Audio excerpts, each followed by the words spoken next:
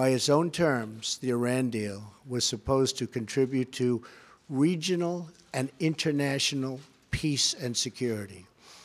And yet, while the United States adheres to our commitment under the deal, the Iranian regime continues to fuel conflict, terror, and turmoil throughout the Middle East and beyond.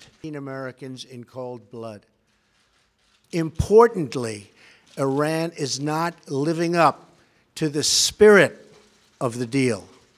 So today, in recognition of the increasing menace posed by Iran, and after extensive consultations with our allies, I am announcing a new strategy to address the full range of Iran's destructive actions. Involved in al-Qaeda's bombing, we will work with our allies to counter the regime's destabilizing activity and support for terrorist proxies in the region.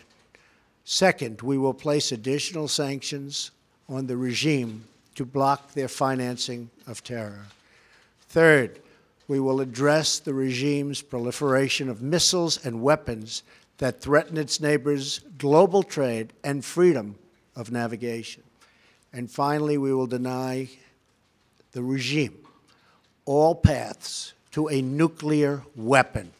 It harasses American ships and threatens freedom. I am authorizing the Treasury Department to further sanction the entire Islamic Revolutionary Guard Corps for its support for terrorism and to apply sanctions to its officials, agents, and affiliates.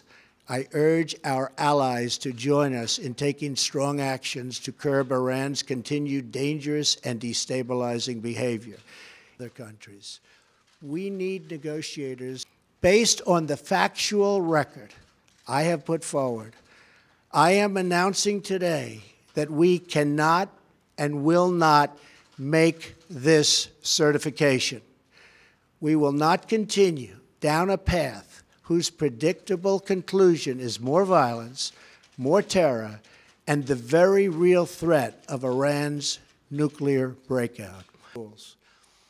But what's done is done. Key House and Senate leaders are drafting legislation that would amend the Iran Nuclear Agreement Review Act to strengthen enforcement, prevent Iran from developing an internet, this is so totally important, an intercontinental ballistic missile, and make all restrictions on Iran's nuclear activity permanent under U.S. law.